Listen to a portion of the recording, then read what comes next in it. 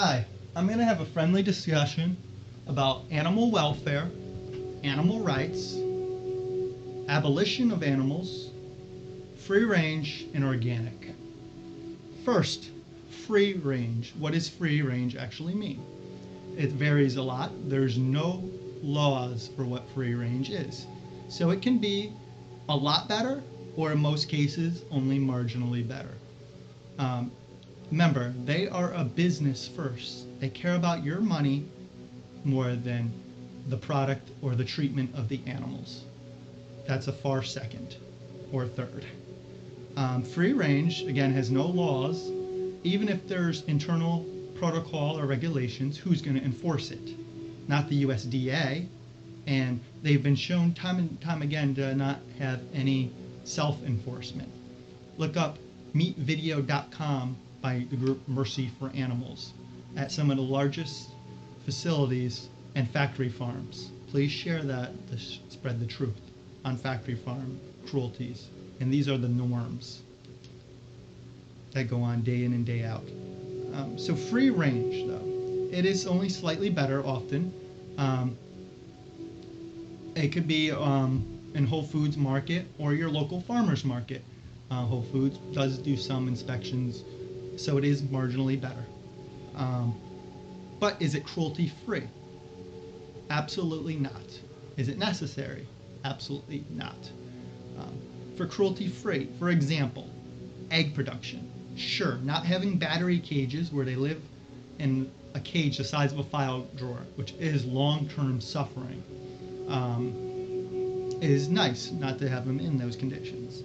However, it's far from cruelty-free. For example, all the male chicks, when they're breeding for new egg-laying hens, are discarded in grinders or suffocated in plastic bags. These are millions of them monthly. Millions monthly are just discarded because males will not lay eggs. They won't grow quick or fast enough to be profitable for meat. They're not the type of breed. So, cage-free eggs, free-range eggs, better. Far from free from suffering. It's costed millions of baby male chicks their lives. Thrown in a grinder. Look up the Highline Hatchery video by the group mercyforanimals.org. So free range is far from cruelty-free or suffering. They still may mutilate and cut the beaks off of chickens.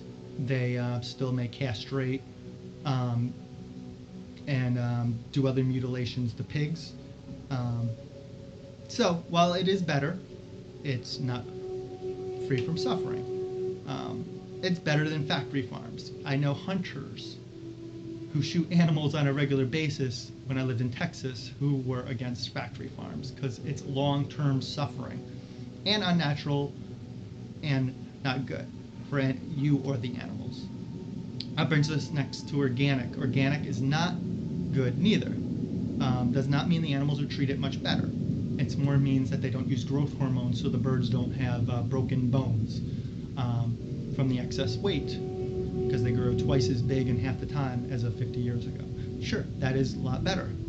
And they have to have the animals in slightly better conditions because they can't just give them antibiotics to ward off widespread disease. So a little more sanitary. Slightly better, yes. That brings us to the next situation of abolition. I believe in stop trying to find the right way to do the wrong thing. Again, I'll repeat that. Stop trying to find the right way to do the wrong thing. Currently, there are 8 billion humans. 8 billion, and most eat between 35 and 75 animals a year, not counting fish, which are also fish farmed these days often. Mostly smaller birds and pigs. So animal welfare across the board is not a solution. They will never be treated reasonably with 8 billion people eating over 35 animals per year. So the best solution is to simply leave them off your plate. So please go cruelty-free for your meat, milk, and eggs and try the vegan versions. Please share meatvideo.com on factory farms and reduce your consumption starting today, starting with chickens, eggs, and pigs.